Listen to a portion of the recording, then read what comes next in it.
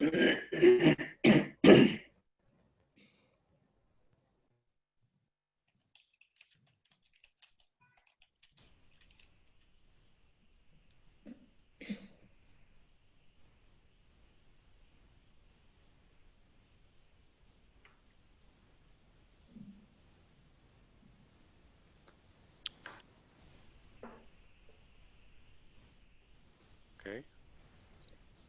Okay.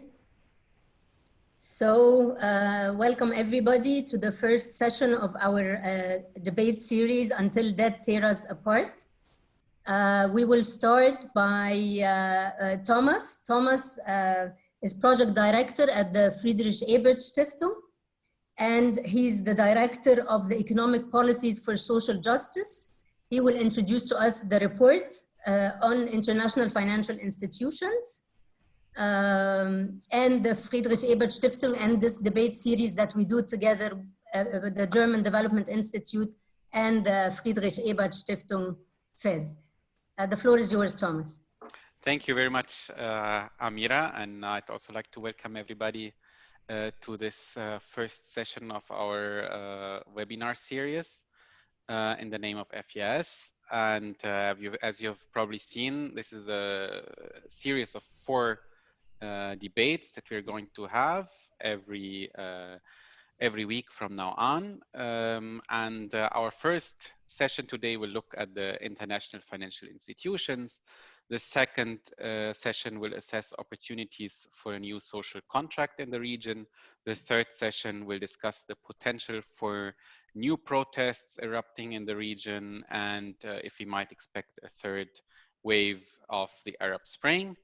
And finally, the fourth session will discuss which role Europe and the EU should play in the MENA region after the COVID-19 crisis and pandemic and the economic repercussions of this. And this is the whole theme, a bit of it. I mean, we are at the same time coming to very much closer now to the 10th anniversary of the Arab Spring. And at the same time, we are still in the middle of a global pandemic. So I think there's ample room for needed discussions on the economy and social justice in this region. I'd also like to use this opportunity to briefly introduce our most recent publication that is also partially inspiring today's discussion, also because we have two of the authors of chapters in this publication here with us as speakers, Bessma and Amr. This publication has the title, The Impact and Influence of International Financial Institutions on the Economies of the Middle East and North Africa. And just to give a bit of context, I mean, this has been a project that's been quite long in the making. And we started really seriously thinking about this subject, especially back in 2016 when Egypt had just signed a massive new deal with the IMF. And also by far, this was not the first of such deals, neither for Egypt nor in the region. Since 2011, much more of these deals have taken place in Tunisia, Jordan, Morocco, and so on. And our observation was a bit that this has already been there. We have had those deals in previous decades, starting from the 1970s, actually.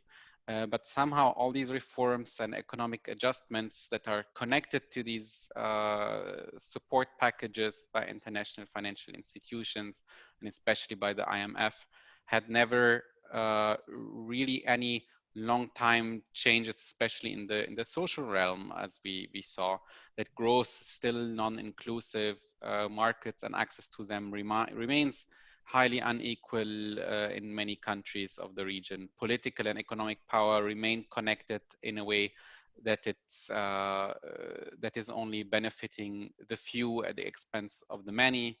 Inequalities in the social era grew even after the protests of 2011, which voiced the issue of inequality in very strong terms.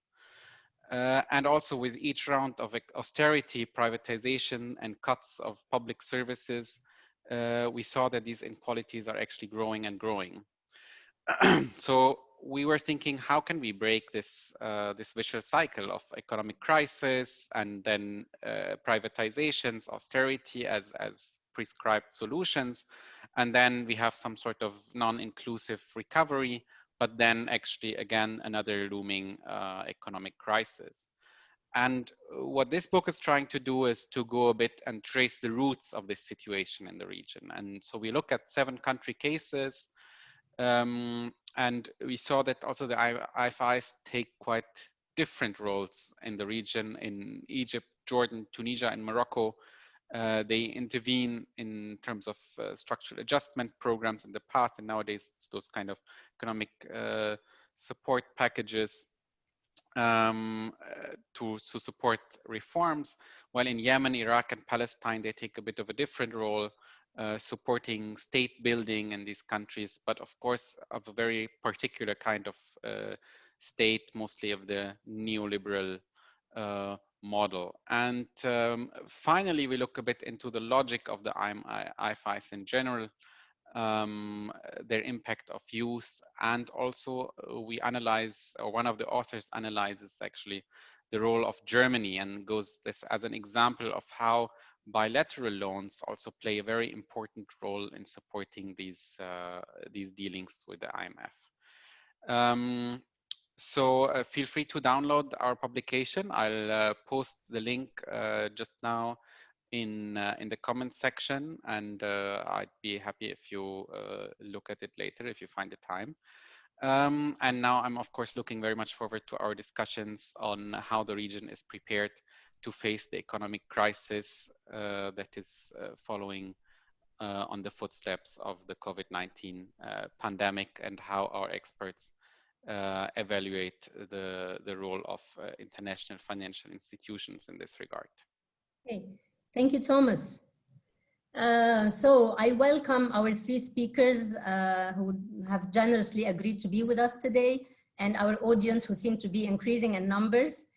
So as Thomas introduced,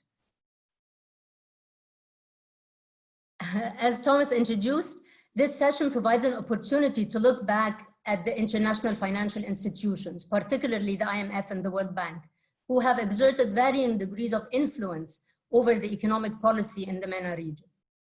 They have been intervening to address economic crisis since the 1960s, promoting a deregulated, private sector-led and integrated global market. Has this intervention worked? Has it helped, or has it harmed the economies of the region? And before I start with my questions to my esteemed speakers, let me make 3 organizational points to everyone. First, if you'd like to raise a question anytime during the session, please use the question and answer icon and not the chat function. So the questions and answers. You will find it to the right of the panel with the other icons in the middle of your screen. The second thing, please keep your microphones turned off unless you are prompted to speak, so that we can better understand and see each other. And if you will use the translation function, if you want to hear an Arabic translation, you have to click on the French translation. We don't know why it's so, but it seems there's a hiccup in Zoom.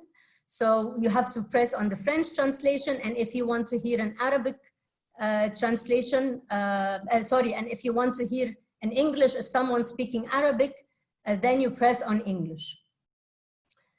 You can also mute the sound of the original language when you click on that option in the translation icon.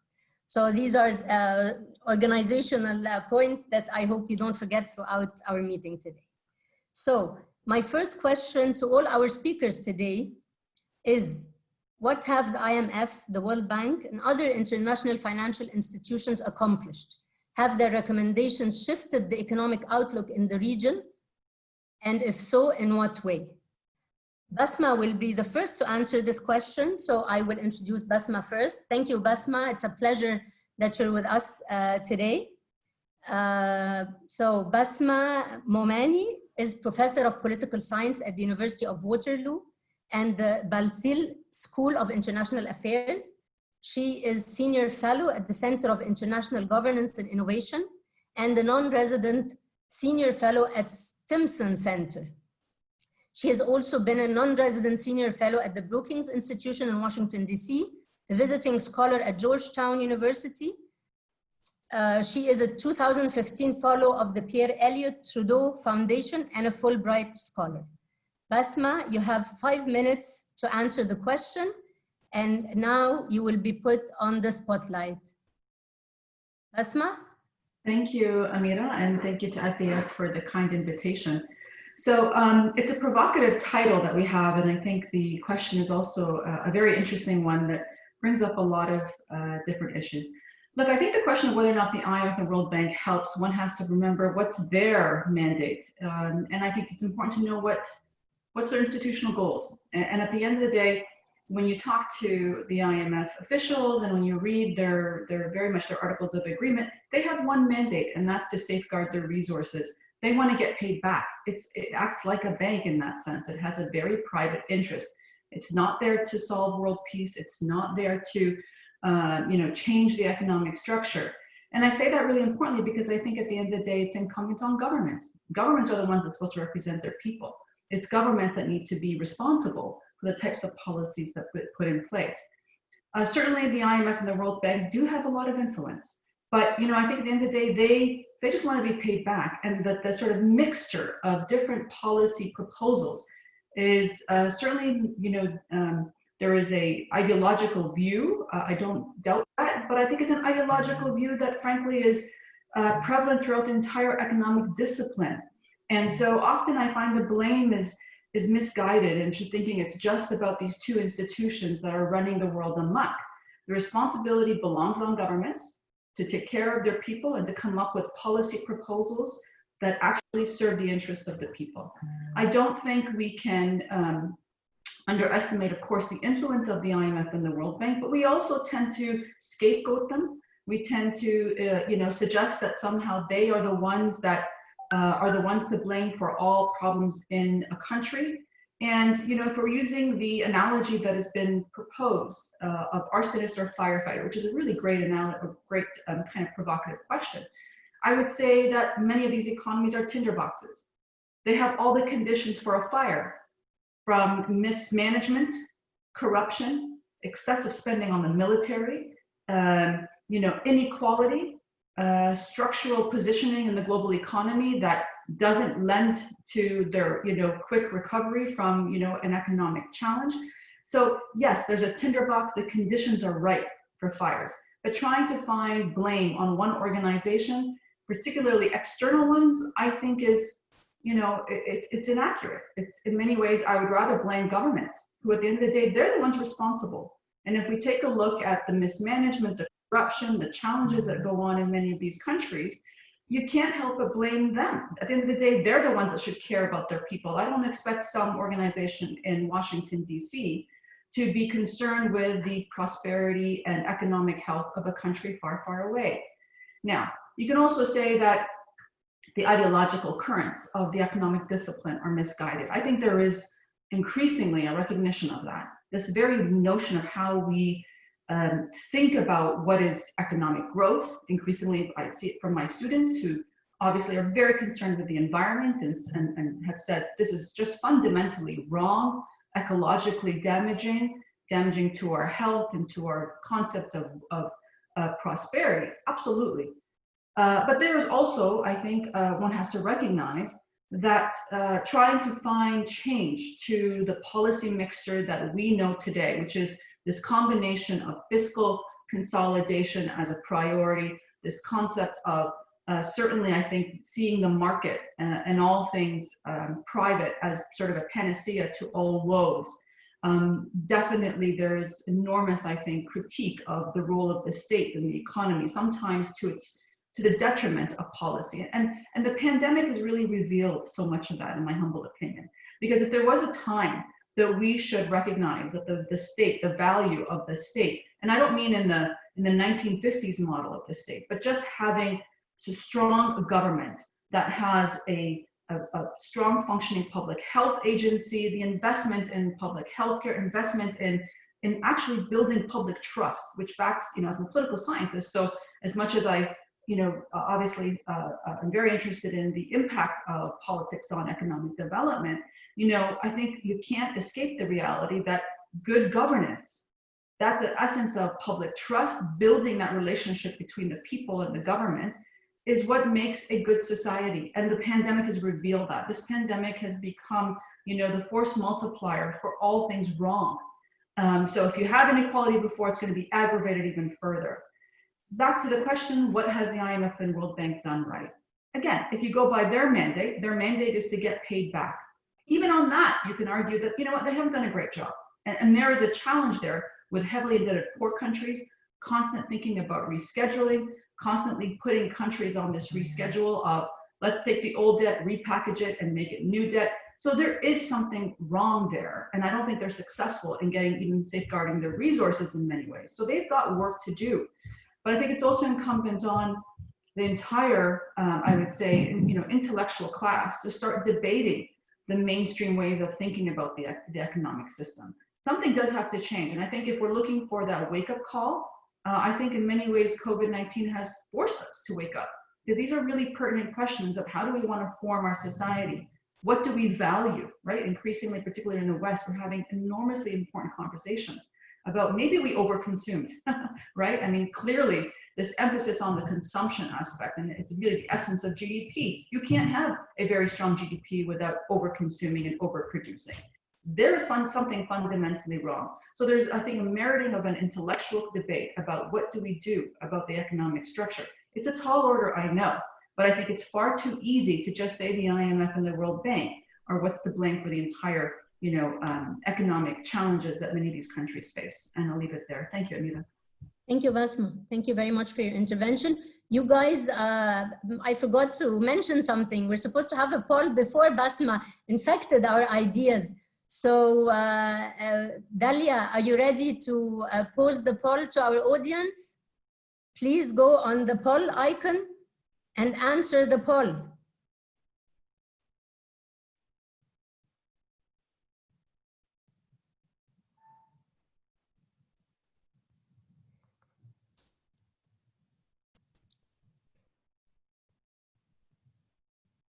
Do you think the IFIs induced reforms in the past have now negatively impacted the region's COVID-19 response?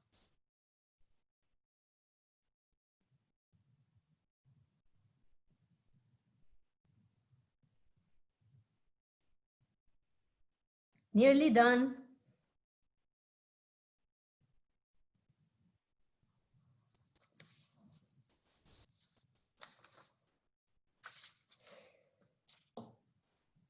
All right.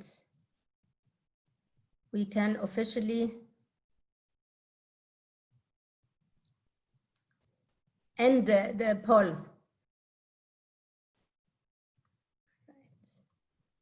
Okay. So our next speaker, who will also answer to my first question, is Dr. Ahmed Galal. Dr. Ahmed, it's a pleasure to have us. To have you with us today. It's a pleasure for me. I haven't seen you in such a long time. Dr. Ahmed and I go many years since he was on my PhD scholarship committee. So I'm very happy to have you here today. Dr. Ahmed, I'll briefly introduce him.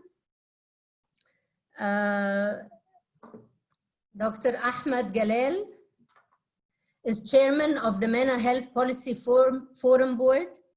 He was managing director of ERF for a good 10 years until 2016. Before that, he worked at the World Bank for 18 years, where he researched and advised many countries of the world. He was executive director of research of the Egyptian Center for Economic Studies for 6 years. And he was, of course, our Egyptian Minister of Finance during 2013 up to 2014. Dr. Ahmed Galal authored and co-authored more than a dozen books, including Welfare Consequence of Selling Public Enterprises and The Road Not Traveled, education reform in the Middle East and North Africa. In 2014, Ahmed Galal was awarded the Regional Prize for Economic and Social Sciences by the Kuwait Foundation for the Advancement of Science. Dr. Ahmed holds a PhD in economics from Boston University. Dr. Ahmed, the floor is yours and you are on the spotlight.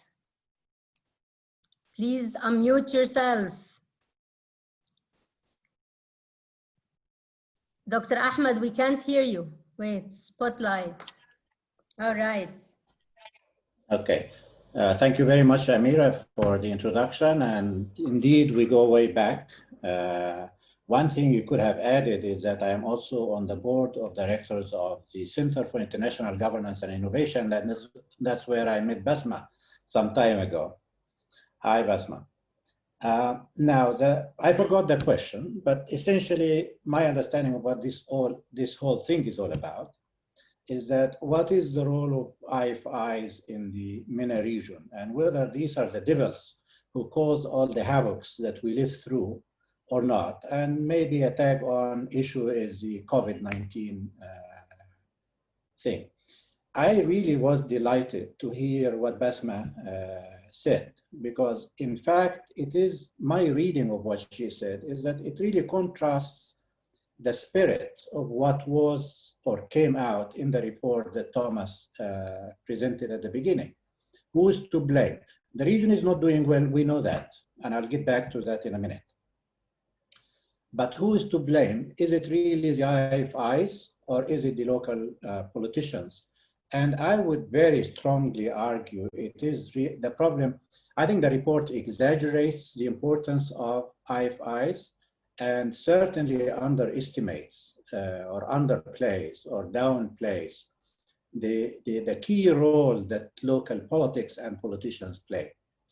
And I think that's really an important point, because you see, if you blame it on X, this is where you're going. If you fix X, then you are okay. Well, the trouble is, if you believe that IFIs are the ones who are causing the problems, and even if you fix them, the region would remain the same if local governance is not fixed. That's essentially the key message that I agree with Bessma on, and I wanted to advocate, and I didn't know she was going to say that. So I'm delighted that she did. And indeed, you have a panel that is in agreement. Maybe we differ a little bit in the details, but let me elaborate a little bit why do I think what I have just said. The first point I want to make is that we know that the region is not doing well, by all accounts. I mean, we know that the region is rich in natural resources, it's rich in human resources, it's good location, it has a history and a heritage. This region has an enormous potential. However, at least looking at the economic and social outcomes, economic growth has been primarily driven by what people call the accumulation of factors of production, meaning more resources going into producing something, but not productivity improvement. That is a recipe for no sustainable growth, no matter what. To get the productivity, you need innovation, you need openness, you need liberalization, you need things that closeness does not do. So productivity is not the source of growth. On the social side, at least in terms of equality, the region is not known to be that equal, and I will elaborate that point a little later. Certainly not in terms of wealth distribution or equality of opportunity. There may be some questions about the income-based or expenditure-based Gini coefficients and the like, but certainly no serious analytical work has been done on the wealth distribution nor on equality of opportunity. And I would argue, I mean, there is actually a little study that was carried out when I was at ERF by Thomas Piketty and somebody else that I don't remember, essentially arguing that wealth distribution in this region is probably one of the worst in the world. So in any case, we know that's the first statement. We know that the region is not doing well, neither in terms of growth. Even when they make growth, it's not the good type. Forget about the issue of inclusive or not. Even if you look at growth itself, it's not a good sustainable one. And if you look at the equality or distribution of the benefits from growth, it's not done very well. as most people would attest to. Now, the second one is who's to blame. I would slightly differ with Bessma on some of the details here. I think the IFIs are partly to blame, not fully, not even to a large extent. I think they are, but they are partly to blame, not only because of their ideological predilection since the mid-80s toward growth is what matters, private initiative is what matters, markets is what will do it for you, governments are bad. But they have gone beyond that. And indeed, even the report admits that they have really changed. In fact, since I was in the World Bank with Jim Wilkinson, he made poverty reduction the central focus or purpose of what the bank is about, rather than just promoting growth. Of course, there are pockets of people in the bank. It's a 10,000 people institution. And there are some groups here and some groups there that would forget about the primary mandate and go and do their own thing. But things have changed. But I can argue, in fact, even today, the IMF and the World Bank do have problems that they need to get rid of or deal with. Let me give you 3 quick examples. First example comes from the IMF. These guys are very interested in reducing the budget deficit. Reduce the budget deficit because you cannot afford it, you need finance, and domestic finance is inflationary and foreign finance is increasing your public debt and getting you in trouble. Reduce your budget deficit. The problem is that they never go beyond the level, the discussion of the level of the reduction. They do not discuss the priorities and who is going to be impacted by the cuts. Is it going to be cuts in public investment? Is it going to be in social expenditure on health and education? Is it going to be on subsidy of certain kinds that benefit certain people? They never bother about the distribution. They only worry about the level of the budget deficit. And that is just a plain big mistake. It really is one thing that calls for fixing. Let me go to the World Bank. The example from the World Bank is that for the past few decades, they have been telling us consistently that our region, the MENA region, is a moderate inequality region. What are they relying on? They are relying on household surveys. They are calculating Gini coefficients. The trouble is that household surveys, first of all, they don't include the rich guys. Second, they are based mostly on expenditure, not on income. Thirdly, they say nothing about wealth. I mean, it's about flows, not stocks. Therefore, it is flawed in the first place. So they can come up with the lowest Gini coefficient in the world. And that wouldn't convince anyone who lives in the region, because we know that wealth disparity is so glaring. So anyway, the World Bank does need to worry about what they are advocating and why. And they need to worry about the sources of growth, and they need to push harder on issues of education and health and in fact even progressive progressive taxation, even wealth taxation. So the World Bank is wrong also on that score. Let me give one quick other example, which has to do with something that people don't understand. You need to be only on the inside in these institutions to understand what I call perverse incentives pro-development. The World Bank people, some of them, the group of them that package loans, get promoted. By the time these loans produce their outcomes, they've been promoted, moved to another region, they are not to be found anywhere. If you don't fix the incentives within the bank for how do you do well within the bank, I think we are going to see lots of negative outcomes. Let me conclude with the last point that I think is central to the entire discussion, which is what Bessma said and what I reiterated, which is it is really local governments that are responsible for what happens or doesn't happen. If you are like me, you probably should believe that economics is endogenous by and large to politics. If politicians are the guys who pick up which policies to implement and which policies to ignore, even if you fix the World Bank and IMF and all other institutions, even if the best advice in the world comes their way, they may not necessarily take them on board because they are inconsistent with whether they're serving their own interests and the interests of their supporters or not. Short of a good governance you might just as well forget about it. I think banking on fixing the IFIs as your way of making progress is knocking on the wrong door. Thank you. Thank you, Dr. Ahmed. I think Amr has waited so long, but thanks for Dr. Ahmed, because he gave us a lot of insights even from within the bank, how the incentive structure within the banks themselves doesn't help that they do their jobs well. But I wonder, Amr, if you were implicate the World Bank and the IMF and the international financial institutions more than Dr. Ahmed, and maybe provide other nitty-gritty details. Before I let you do that, I will briefly introduce you. Amr and I have met for the first time after the revolution in Egypt. We were in a debate where I presented the bad IMF and World Bank. It was about the reform on subsidy reform, and Amr presented the socialist, leftist, pro-people side. And I guess, Amr, have we both failed or what? Anyways, so Amr Adli is Assistant Professor of Political Science at the American University in Cairo. He worked as a researcher at the Middle East Directions Program at the European University Institute. He was non-resident scholar at the Carnegie Middle East Center, where he focused on political economy, economic development, and economic sociology of the Middle East, with a special focus on Egypt, his country of origin. Adli has also taught at Stanford University and worked as project manager at the Center on Democracy, Development, and the Rule of Law there during his time at Stanford as a postdoctoral fellow.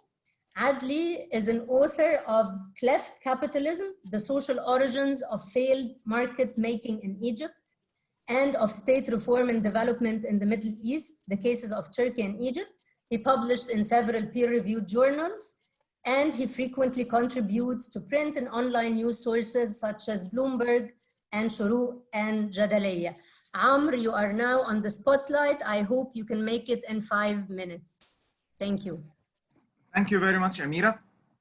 Well, I've never been that much to the left, actually. I'm usually, well, accused not to be. So the point here is that I don't categorically disagree with any of the interventions. It would be actually quite foolish to blame everything on the IFIs. That would be an exaggeration of the kind of impact that they would have, and back into some of these cartoonish arguments that render or that perceive domestic institutions, including states, or namely states, as mere transmission belts of external influences, which is something that is too reductionist and simply inaccurate. However, I'm afraid a bit that we might be, well, doing the other thing, which is exaggerating the autonomy and capacity that many of the states that have been clients to the IFIs are enjoying. So I think that the IFIs, I disagree with Bessma, they are not just banks. Of course, they are concerned about, there is this concern about getting their money back. It is like both are, IMF or the World Bank, are financial institutions at the end of the day.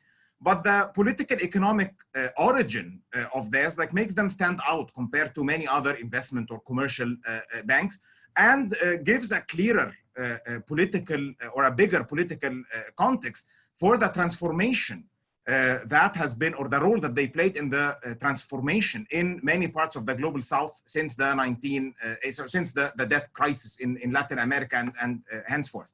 So I don't think, I disagree on this.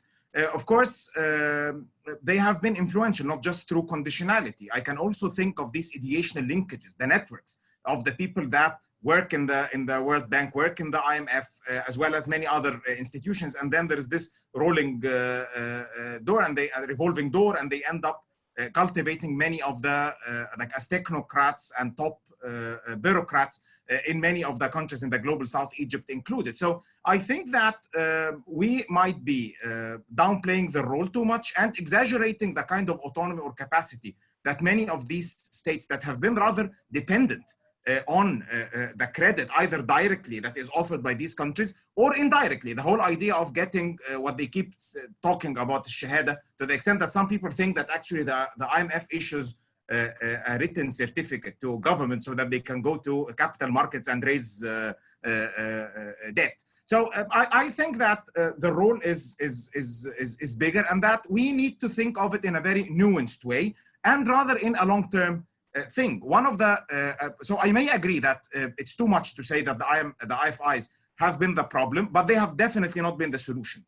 And this runs contrary to the context of their intervention, especially since the 1990s, which was the forwarding of many of the convictions of the neoliberal ideology as the solution for the question of development. So we ended up eventually importing much of what resulted in the Washington Consensus in Latin America, and later on implemented in Central and Eastern Europe. And this was done in the Middle East in the hope of addressing questions about growth, about the accumulation problem, about many of these issues. Something that has utterly failed, not mainly because of them, but there has been this rather like element of setting the agenda, setting the rhetoric about what development is, what is to be achieved. So I think that the role has been bigger, and many of the domestic settlements or arrangements that have been there and very much are responsible for the perpetuation of this suboptimal situation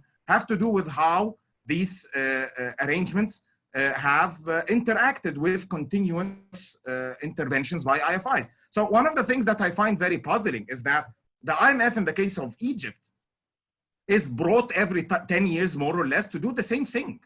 And this might be like it might indicate, of course, that there are structural problems that are never addressed. And I think that in at least in my chapter, but I think in other chapters by like the ones that I got to read in the same volume, we tried to balance as much as possible the external and the domestic, and the idea that eventually, if somebody is to restructure the Egyptian economy, it won't be the World Bank or the IMF or the EU Commission. It's eventually going to be not just the state in a sociological vacuum, but rather a whole socio-political coalition that can address the institutional underpinnings of this recurrent crisis.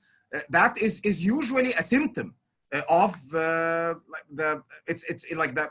finds its way into these recurrent financial crises that call for the intervention by the IMF. But clearly, the role that the IFIs have played, and I can speak about the World Bank more even than the IMF, because the IMF interventions are by definition of a short-term nature. They don't address this. The very idea that we have these shortages in foreign currency, and then you have the IMF intervening, the introduction of very much the same reform packages, the economy takes off for a couple of years, and then we run into the same problem. So I think that we need an analysis that is more nuanced. Some kind of process tracing might be helpful. I'm very much on the quantitative side. So that's why what I'm saying, most probably Professor Ahmed Galal won't agree with. I'm not an economist. I'm a political economist, like coming from political science. But maybe we need actually some very thorough process tracing in some of the cases like Egypt, like Pakistan, like the countries that have been very close to the IMF on a long term. And I think that there's this negative aspect where you have the countries that are least performing are the ones that usually end up losing much of their autonomy and become more and more dependent on accessing credit through the IFIs or from the IFIs directly. So there is a link here where bad performers are the ones that end up with the IFIs in the long term. And the causality is not clear. I don't think that we have any. It's almost impossible to know causes for anything. So not even in medicine. So that's the issue. I'm very much into Hume's side. So we know the machine. We might know how the machine works. We have no idea why the machine is there. Yes, thank you. Thank you, Amr. Thank you very much for your insightful intervention. Now we'll turn to our second question. It seems, Amr, actually, I was surprised by your intervention, Amr. I thought you'd be more against IMF and World Bank. So I'm glad we can reach the conclusion that it's actually more to do with the countries themselves. And that I changed, Amirah. I write for Bloomberg. Yeah. Okay. Okay, so our second question, so another round of questions would be, I think, a much easier one. So will the crisis enable a new, more inclusive and just economic system, or could the economic shock further exacerbate previous injustices and structural imbalances in the region? Bessma, where are you? I'm here. Try to make it short, just 2 minutes, because you know, we went over time before. Thank you. Hold on, 2 minutes, 2 minutes. Easy question, easy answer. Oh my goodness, I forgot your question. Oh dear. About the shape of the situation after. Yes, apologies. Okay. So look, I do feel like this, I really do believe, and maybe this is just by virtue of this shock that we're facing. It's a global, interconnected crisis that we're facing. I do feel, and maybe it is out of my positionality being in the West here, so it could be, very much so. But I feel like this crisis, and by that I mean COVID, is shocking our understanding and conventional knowledge about everything. I truly mean that. And what I mean by going back to what I started off with is that the very principles of what we thought was prosperity no longer is the case. I mean, you can look at GDP numbers. What's the point if we can't actually go out of our homes, if we can't actually engage in the simple pleasures of hugging one's family members? I mean, this crisis has shocked us. And it's a good shock because I think it's going to bring us back to certain principles of what matters. And I really do feel like the economic discipline, and I really put the burden on them, because at the end of the day, most of the IMF are staffed by economists. And with all due respect to economists, they have a certain way of thinking about what measures are for prosperity. And it's still very traditional. They don't use measures of social justice. They don't use measures of poverty alleviation. They use the very traditional concepts of what's their foreign exchange reserve, what's their GDP growth. I mean, just recently they start to talk about inequality, but even on inequality, the solution has often been just more growth, and that growth will eventually trickle down. So we have, I think, a moment, we're at this paradigm shift moment to have conversations about what kind of society do we want. And I think it's going to be just like I saw it with the Arab Spring in many ways at the IMF, because if you all remember, right before the Arab Spring hit, they had glowing information about how great things was in the Middle East in terms of GDP growth. And it really shook the IMF staff to their core, because they recognized that, wait a minute, maybe we should be talking about inclusive economic growth. Maybe we should be talking about issues of good governance. So it's important. These moments are important for us on an intellectual debate to start talking about important conversations of what kind of society we want. And I think I truly believe this, that we are going to have one that's going to focus far more on issues of prosperity at the very local level. Talking about, and what I think social justice is trying to get at, is this idea of a good society. And that is not predicted by GDP growth rates. So I think that we're at a cusp of change. I hope it comes to not just the IMF as an organization, but also all of us as we start talking as in intellectual circles, in think tanks, journalism, all of those who trade in the role of ideas start to really rethink what we've had in the past. Thank you. Thank you, Bessma. I think you were a bit harsh on poor economists, being one of them. I feel so offended. But economists do think about equality and inequality, and there's a vast literature now on inequality of opportunity. So I think they do think of that. I think it's more to do with what Amra has said about that the IMF, or what you said at the beginning, the mandate of the financial institutions. But we have to get on. Dr. Ahmed, will the Arab world look better after the COVID crisis, or will the crisis reinforce structural imbalances and injustices? The floor is yours. You have 2 minutes. If you want the short answer, that's only 5 seconds, is nothing is going to change. Let me explain a little bit. We know that the crisis, the COVID-19 crisis, has had an impact on the region just in the same way as it had on almost everywhere else, meaning aside from the health issues and the death and so on and staying home, on the economic side, it has caused disruption both on the demand side, on the supply side, and possibly serious consequences for public debt. On the supply side, there was major interruptions. People stayed home, some factories closed, social distancing, not everybody was able to work from home, and the burden was particularly heavy on informal small businesses. So that is on the supply side. On the demand side, also there was disruption as well, and which is makes this crisis particularly unique, actually, because it's not coming from one sector like the real estate sector in 2008 with the U.S. Real estate bubble. It's not impacting the financial sector only. No, this crisis is impacting everything and everywhere. On the supply side, in terms of interruptions and closures, and on the demand side, because the value chain, China would not import, you would not be able to import whatever you need in terms of intermediate input, nor are you able to sell outside. So people's income, when they stopped working, their income declined. Therefore, the demand for whatever you produce also declined. So it is a disruption both on the supply and the demand side. And governments pretty much everywhere are trying to cope with that problem by basically stimulus packages. Where do they get the money from? They are going to accumulate debt at a time when the income is declining. So you are in the business of finding yourself in a situation where you are indebted much more and much worse than you were before. So that is in terms of the impact. Will that impact make people think about all these beautiful things that Bessma mentioned or you mentioned in terms of improved governance? Now we have to go soul searching and asking ourselves hard questions about what kind of society we want. I am afraid the real world is a bit different. People who are in power want to stay in power. They will continue to remedy the situation, ameliorate the difficulties, and kind of find a way of surviving now so that you can live better and happier for themselves ever after.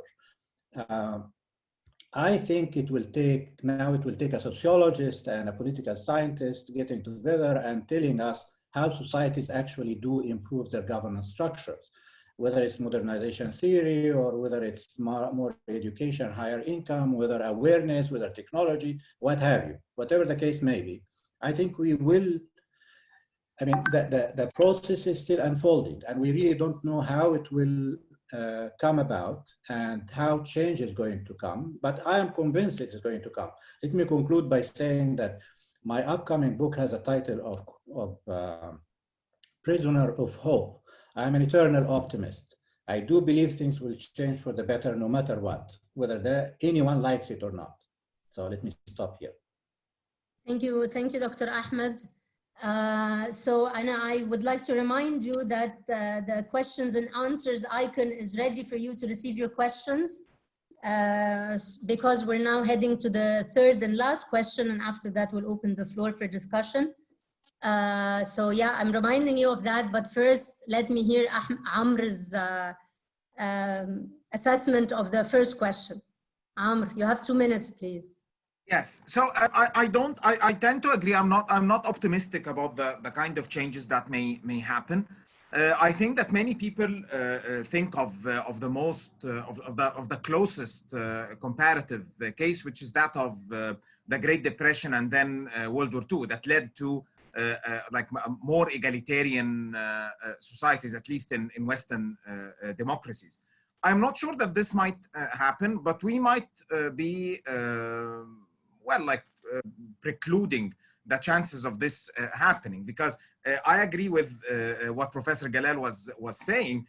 This might actually be the beginning, like the end of the public health crisis, might be the beginning of another credit crunch and another financial crisis that would add up to the pressure from 2008, from which the global economy seemed to have never recovered. And within that context, maybe we start seeing some push, but it's an extremely complex process, because at the end of the day, it will unfold on national basis. It has its own regional dynamics as well, despite the fact that so these are all variations within one big global trend, but it's very hard to tell at the moment. Thank you, Amr. Our last question that goes also to the entire round is, let's think about the future. Let's think, how can the international financial institutions actually help to overcome or to support the MENA region in its socio-economic crisis because of the pandemic? What can they really do? What would, if you want to think about the one or the two top things they should do now, what should that be? Bessma, let us please know. Thank you. And can I just want to pick up on what Ram said and Ahmed, because I think it's a really important point here. Look, the debt overhang that's going to be on every country globally is going to be immense.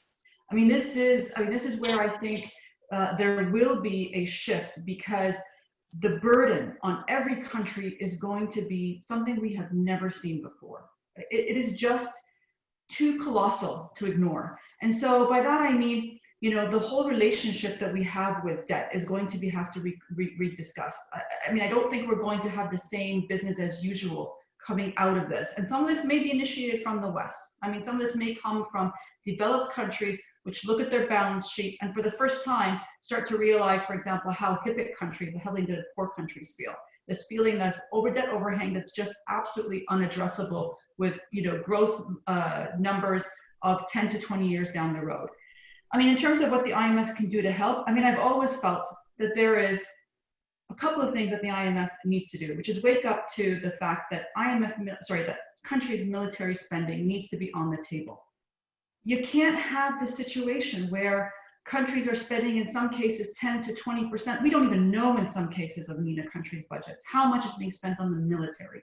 I can't, in good conscience, to be honest with you, have faith in Middle East governments who continue to spend so much money on the military.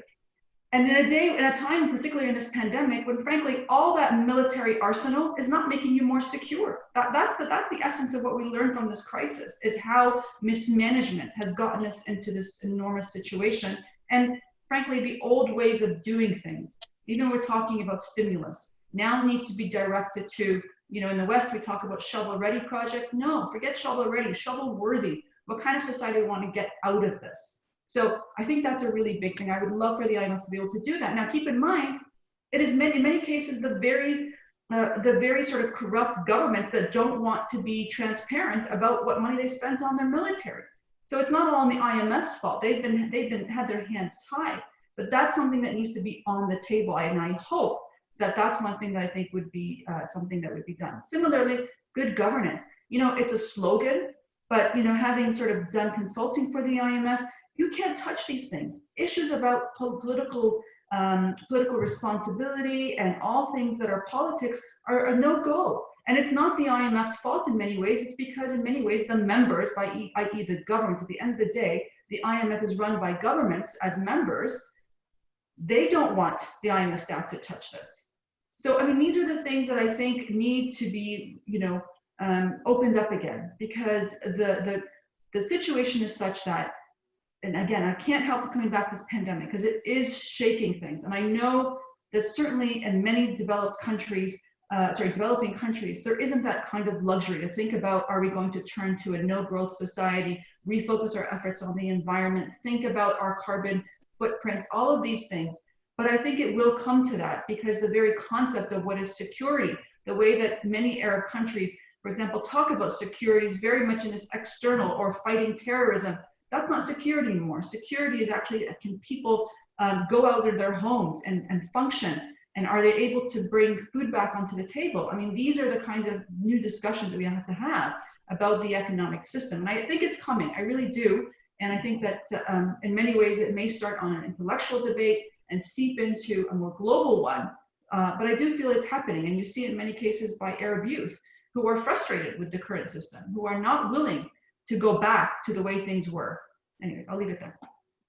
Thank you, Bessma. Thank you for very insightful recommendations.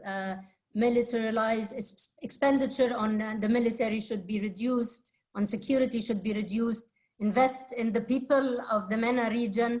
This is the answer, this is the security. Thank you, Bessma, for reminding us of that. Dr. Ahmed, what should the IFIs do to help with the current COVID-19 pandemic crisis, the socio-economic impacts? I mean, I think the IMF and World Bank have been doing some of the things that they are used to do, which is when you have a crisis, they go and ask countries, they extend some credit, they can give them some information, this and that. I mean, I think, to be fair, they have been trying to extend some support of the usual variety that are not surprising. But I think if you want to expand the question or widen the question a little bit and ask, how can you maximize from the regional perspective? How do you maximize the benefits from IFIs? I would say that the first point has to do with the demand. You need to demand the right service. And let me tell you a quick story. The chief economist of the MENA region was a good friend of mine, and he came to visit me when I was in the Ministry of Finance. And he gave me a long laundry list of things to pick from. And the one thing that he insisted on as a priority was the energy subsidy reform. I told him, you know what? That's the only thing I don't want you to deal with. I want you to deal with the social sectors. I want you to help us with education. I want you to help us with health. I want you to help us with infrastructure. I want you to help us with safety net and protecting the poor. And interestingly enough, during the period I was in government, all the missions that came from the World Bank were in these areas. The demand side is critical. These guys can be, you know, the World Bank is like all other places. You go to the supermarket, they have so many products. It's a question of who is going to go, and you can buy all the canned food and kill yourself in the process. Or you go for fresh fruit and fish. Anyway, the demand side is really important. And that brings me back to the issue of good governance anyway. If you don't get the good governance, you don't get the right demand, you actually get the worst out of these IFIs anyway. So that's one point. Second point is that I think one thing that IFIs can be very helpful for internationally, and I think they are beginning to play a role there, is the issue of debt forgiveness. There is a group of 40 people who signed a few letters. Actually, the guy who initiated it is another friend of mine, Eric Bergloff. He is a director of one institute in London School of Economics, and he initiated, along with other people, something international movement, if you like, to basically push international institutions to go for debt forgiveness. Because the fact of the matter is, this pandemic is going to cause public debt or for poor countries to levels that are totally unacceptable and unaffordable. They cannot service their debt properly. Therefore, IFIs can play the mediating role, the convening role. And that is really important. And I think there is some discussions of this one, and there are some follow-ups on the initiative. The last thing I want to, the last point I want to make actually in terms of that's going beyond our region is that I think the IFIs should be soul searching, because I am saying that the region is not going to change a whole lot after the pandemic, but the world is going to. And there is a difference between both. We are slow. We don't move that easily. We are heavy, but the world is going to change. The global balances are not there. Multilateralism is on the decline. The US has withdrawn from WHO. The America First slogan, the Hungarian, anyway, I mean, we are going through major change globally that IFIs really need to go soul searching, but this is really a topic for another discussion. Thank you.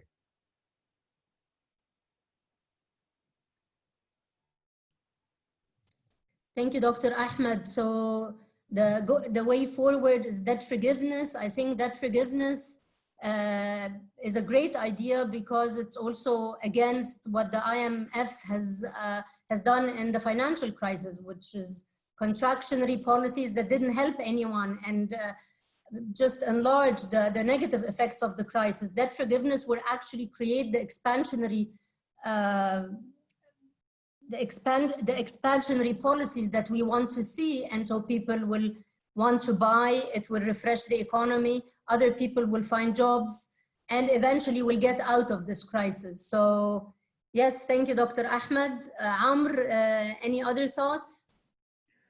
Well, Just a couple of them. One of them, of course, is let me start with what the IFIs can do, because of course, from an international governance perspective, the debt market, if we may use the term, has always been badly regulated. We don't have clear rules, etc. And much of the actual financing that was enabled for many countries in the global south as well as the global north was not just through the IFIs. As a matter of fact, the IFIs role has shrunk considerably ever since the Asian crisis, because they don't have the money power to weather many of these crises. You need treasuries of big countries like the US or like Germany to intervene somehow. So with the debt forgiveness, especially if it gets extended beyond the case of the most marginal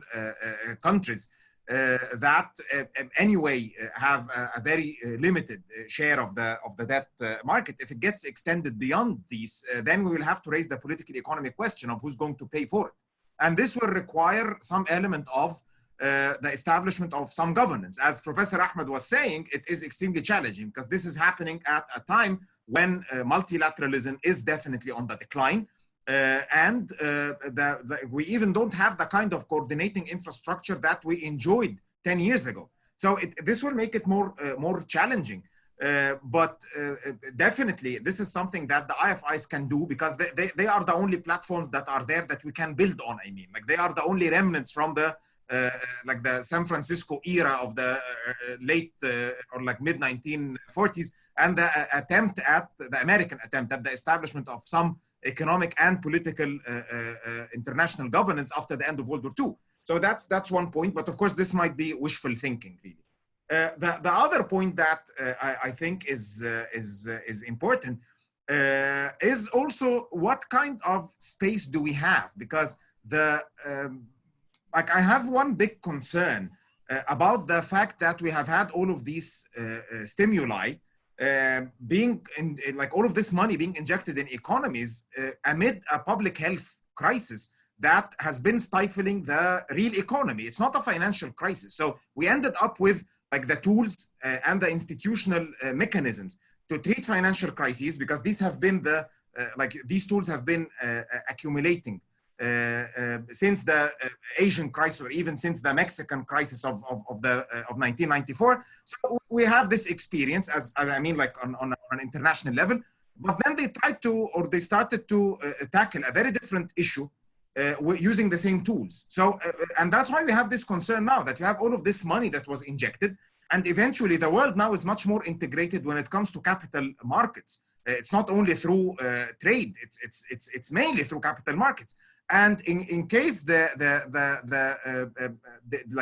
rich countries find themselves in a year or two having to deal with inflated private and public debts, this is very, very likely going to hit us, especially countries like Turkey, like Egypt, like Argentina. Like we are among the most vulnerable when it comes to this. We are quite exposed, because most of the recovery that we have witnessed in the past couple of years has dependent on the idea that we have all of these dollars that are floating around. So if these dollars for some reason have to fly back home, and they end up paying higher interests, then it will hit. And this leads me to the very last point, where I actually disagree with Professor Galal, because I don't think that we are that slow when it comes to adjusting. The region is or has been the most tumultuous and unstable in the world. It has replaced like Sub-Saharan Africa in the 1990s, Southeast Asia in the 1970s.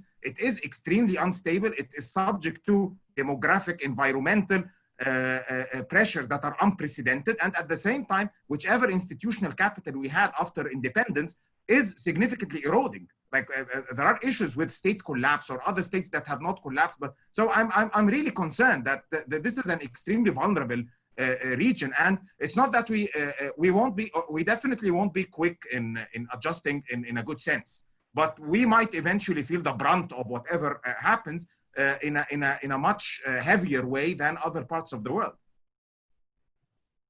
Thank you. Thank you. But it wasn't clear. Do you agree with debt relief or you don't agree? Sorry. No, definitely I agree. I'm just saying that it won't, if we are thinking of the case with the debt relief of the Jubilee campaign in the first decade of the 21st century, this happened with very poor countries that were quite marginal when it comes to capital markets. But if debt relief is required for a country like Turkey, for instance, I can think of Turkey. Turkey is a country that has debt service of $150 billion a year. Who has the resources for such bailout, if not the Germans? And the Germans are not going to bail out Turkey because it's not Greece, it's not within the EU. So who to bail out Turkey? The IMF doesn't have the resources to do so. And that's the big question, really. Okay, thank you, Amr. I think now we are at a stage to open the floor for questions and answers. My colleague Thomas will lead this part of the discussion. I will not be leaving you, but I'll put him on the spotlight. Thank you very much, Amirah, and thank you to our three panelists for their very interesting interventions.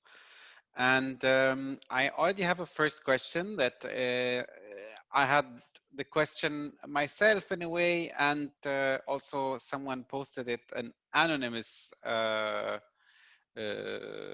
spectator posted it in the Q&A actually, and it's a bit this question. Of course, it's a bit of a dark vision, maybe. What I mean, aren't the IMFs partially responsible for keeping these kind of bad governance, dysfunctional governance in place by continuously lending them a helping hand and not allowing the crisis to become so severe that these governments will eventually collapse and they will have to move aside and give the space to some government that might be more accountable to the people, or more inclined to do this kind of to do its job, basically, to provide this good governance.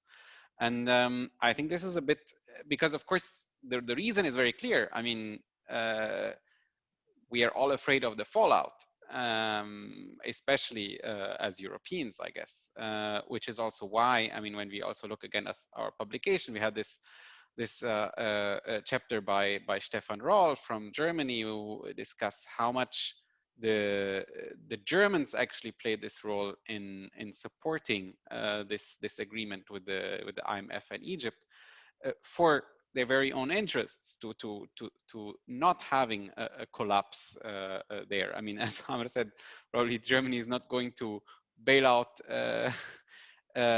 Turkey, because it's also immense. But I mean, to continuously kind of give a helping hand so that there's no total collapse, but of course at the same time, not enough resources to go for an entire debt relief or to do really large-scale reforms that are needed. Maybe you have some reactions on that.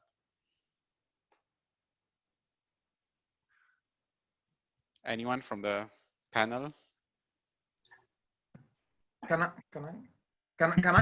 think about this?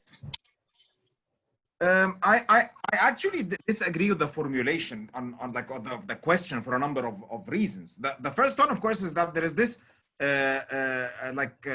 very romantic idea that if you like the idea of hitting the bottom and then like after the bottom you rise, and this is like a metaphor, and we should not get lost in metaphors. I can think of countries that were left to sink many times. I can think of Argentina, for instance. Like the country's economic history is a long series of bankruptcies, and Argentina was never geopolitically that important. As they say, it's like in the butthole of the world, so nobody cares about it. And it has been allowed to sink. And still, we don't have good governance in Argentina out of all of these crises, I mean. And it's so this idea of like like an apocalyptic idea that eventually a new world is going to rise out of the ashes of the old one. This is all romantic, and this is like a recipe for a catastrophe. Really. This doesn't allow. You get good governance out of institutional accumulation. The problem is that we don't have, I agree, that we have the wrong settings that are not likely to lead anything. And we have been trying for like half a century. And it would be very stupid to expect something new. But the way of like exacerbating or accelerating state collapse is something that is very, very close to this thing with creative chaos or creative whatever that Lisa Rice was saying, which contributed pretty much to not the breeding of good governance, to rather like the establishment of ISIS. So it's in that sense I don't agree. And another thing is the exaggeration of the idea of accountability of democracy. Definitely democracy is lacking, and definitely the lack of democracy has resulted in this situation. But there are many other constraints that don't work. And we have tried, for instance, like this very hard constraints in the case of Greece. So Greece is a fairly democratic country that had not a very functional system, by the way, having big problems with corruption eventually. And eventually they had to come to terms with those who have the money to bail them out. And that's it. It didn't matter whether they had elections and whether they did eventually crush the old elite, by the way. Like in the case of Greece, they sidelined the old elite in a very dramatic way. And what happened eventually? They even held a referendum. And then the democracy versus the IMF and the central bank at Frankfurt, they won. And that's it. So I don't know, like I'm not very convinced. Yeah. Thanks for that. Amr or Dr. Ahmed? Yeah, I mean, I fully agree with what Amr said. I would add to it that letting, I mean, if the IMF declined supporting regimes that shouldn't be supporting, it doesn't necessarily go, this is not going to necessarily lead to a better outcome. Worse yet, a lot of people will suffer. So I am not really sure that this is the best way. And I completely agree with the idea that change comes from institutional accumulation within countries. So having said that, and having made the point that I fully agree with Amro on this one, I should just go back to a couple of things that he said to clarify. One is, when I was talking about public debt and debt forgiveness, I was talking about official public debt. I was not talking about private debt and the capital market. And that's what this other initiative that I was talking about is about. So that is one concrete point. The other point also is that I wasn't referring necessarily, when I said that our region is slow to change, I didn't mean that we are conflict free and we are not vulnerable in so many ways. On the contrary, we are probably one of the most conflicting regions in the world right now. I only meant that we do take positive reforms and positive steps very slowly, if any. So there is a difference between whether you're vulnerable or not and whether you're eager to do the right reforms moving forward or not. Just for clarification. Thank you. Great. Thank you. Bessma, you have something to add on this point, or I go to next questions? Yes. We have a question here on the debt initiative. Do you want to pose it yourself? I can actually unmute Miss Birgit Strube to pose your question. Would it be okay? One second. Yes.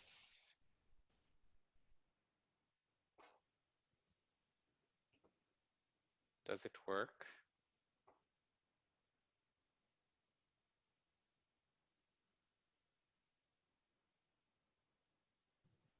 No, apparently not.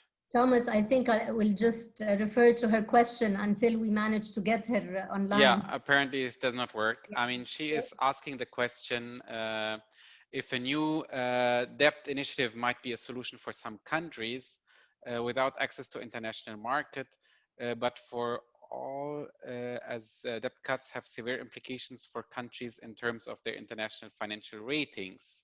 What could be other solutions to support countries in a severe financial crisis? And in this context. I'll add it with another second question, maybe, so we can bundle them up a bit.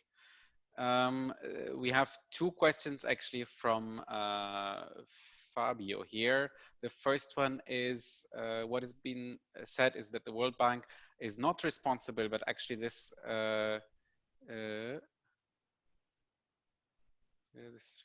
okay, I don't really understand the question. Maybe next question I'll give to him to answer this question. Okay, so there's no problem. Okay. Yes, Fabio, maybe I'll allow you to pose your questions yourself quickly. Please do it within a minute. I'm trying to find you in the list. Sorry, this takes a bit longer than it should. Yes, now you should be able to speak. Okay, can you hear me? Yes. Yeah. Okay, hello. I wanted to ask actually, as I said, two questions. The first question is that it has been said that the World Bank is actually not responsible, but this was not originally the idea of the bank. Let's say this more business-oriented approach of the bank has been established by McNamara back in the 70s. And I would like to ask if this change in the institution have been taken into account. The second question is that, yeah, it's true that the government are responsible for their own country, but how this can actually work in the case of a very small, the government of a very small country in front of a very powerful organization that can have influence on the external funding that the small countries has access to. Those are my two questions. Thank you very much.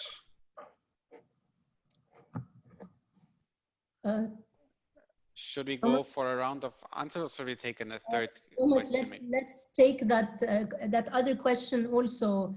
Someone is inviting the panelists to go a bit deeper into the actual reforms and wants to know if you can assess the implementation of the recent IMF agreements with Tunisia and Egypt in 2016 in the realm of social welfare reforms, particularly the shift from subsidies to social cash transfers. Would you say that these reforms were successful in better targeting the poor? Do you have any numbers for us on the topic? And Irene's second question is, if you could please assess the effects of the devaluation of the domestic currencies in Egypt and Tunisia. Who wants to go first? Bessma?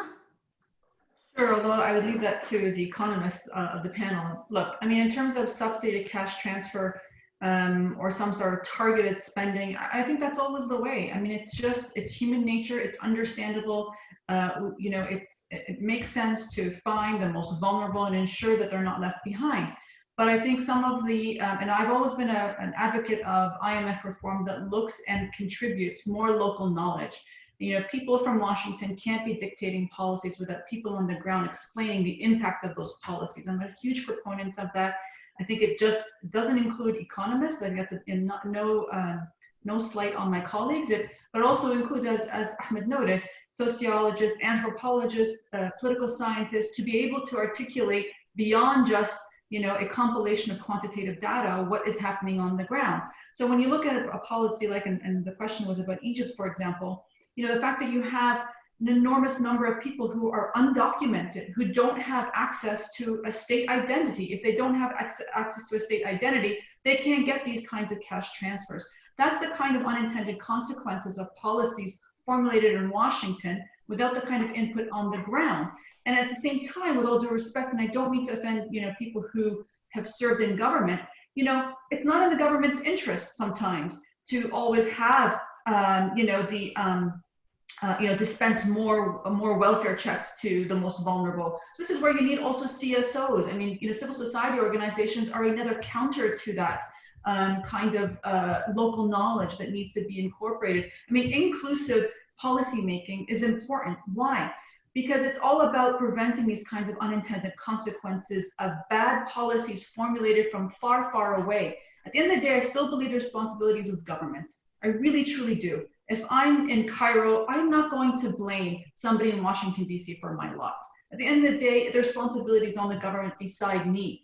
And that's why I believe in transparency, accountability. The IMF can absolutely push for more data transparency.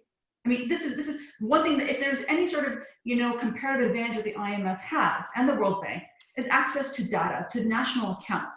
They've been pushing, they get a lot of resistance. And I have to, again, pointing to the IMF's Articles of Agreement, they actually are not allowed to be able to push governments on the question of military spending. That's huge. It's unacceptable today that any country can continue to go to an international institution or a capital market and say, we need more money, but we're not going to show you the fact that we spend 25% of our budget on military hardware.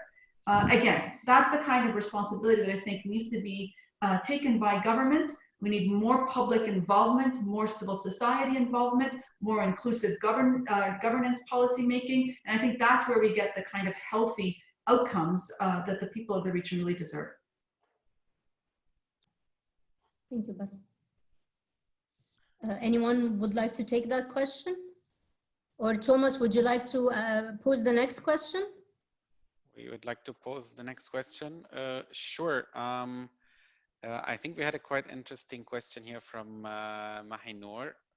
Can I unmute you and you can ask the question yourself? You're unmuted now. Sure. Thanks so much, Thomas, and thanks everyone on the panel and the organizers behind it. So my question was, where do we go? We have spent a lot of time discussing whose responsibility is it, and it's a question that will always go back and forth. There's a lot of UN guidelines that say that there's a shared responsibility between states and IFIs on the impact of economic policy on people's lives and their dignity and their economic and social rights and well-being. But where do we move from here? How do we get IFI responsibles to actually move beyond whose responsibility it is and look at the actual policies and how do we reverse them? I mean, I share Am's concern about where we're going. There have been a package of rapid finance instruments that are kind of like COVID emergency loans. There hasn't really been enough time to assess the first round of policy reforms, whether in Egypt or in other countries. So I guess my question is, what do you advise us as both technocrats that have been in those institutions, but also in governments, but also in public interest research institutions? How do we move beyond the point of whose responsibility it is and passing the bucket to how do we really change? How do we really move beyond the pure fiscal consolidation approach? And how do we curb the negative impacts from happening again? How do we move beyond that conversation and get to change in policy? And I'm asking that, oh, sorry, that's my dog. Dog being enthusiastic. I'm asking that especially that the IFI, the IMF and the World Bank annuals are coming up, and where a lot of us are going to be engaged in those questions. So yeah, any tips here would be really, really helpful. Thank you very much, Mahinur. I see Dr. Ahmed's hand. Yeah, please. Yes, Dr. Ahmed. Yes, where do we go from here? For those of you who don't know, I have been a journalist for the last 3 years. I've been writing a weekly column in one of the Egyptian newspapers, independent one. And indeed, the question that I keep trying to answer all the time from very different angles is, how do we make things better? And it's a very useful question to pose, because I agree with the question that was being posed, which is, well, it's not good enough to distribute the blame, but it's equally, if not more important, as to identify where do we go from here. One of the articles I have written in that series is reforming the reform program. إصلاح برنامج الإصلاح. Because I thought that limiting and narrowing what we call an economic reform program to, let's say, the recipe of the IMF, or some of the the reforms that are being advocated by the World Bank, is actually missing the point. Because the fact of the matter is that it's almost like you're not feeling well, and you're feeling pain, let's say, in your leg, in your stomach, and your eye. And then you go to the eye doctor. The eye doctor gives you some medicine that will ease the pain, and maybe you will recover. But then your leg and your stomach are still there. The fact of the matter is that the economy is like a whole body. It's not one part of the body or not. The IMF deals with one, which is really the macro monetary stability. The IMF, the World Bank deals with all sorts of things, but you're not inviting them to deal with everything else. Governments are responsible for putting together coherent reform programs that address the problems that are aching in a society. Not only do they want stability and macroeconomic stability on the budget and inflation and monetary side and balance of payment, but they also want economic growth, job creating growth. They want to worry about the poor. They want to worry about inequality. They want to worry about building human capital, education and health and so on. So basically, governments need to have a coherent reform agenda, and then they can call upon the relevant doctor if they need one. There is no way in the whole world that anybody is going to do it for you.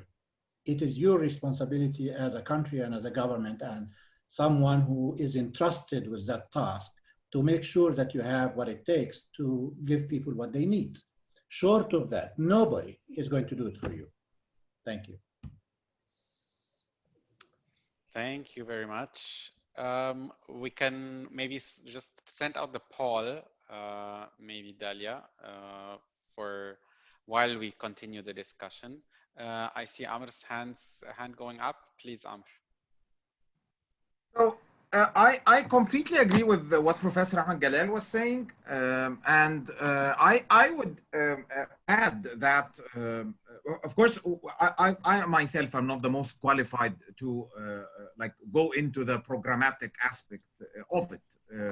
So I think that this is something that should be not only left for experts but also to stakeholders. But one of the key issues why a country like Egypt, as well as many countries of low and low middle income status, have no ability to come up with strategies. They come up with strategies. I mean, like they write down strategies, but then they are not really strategies because they don't carry them out.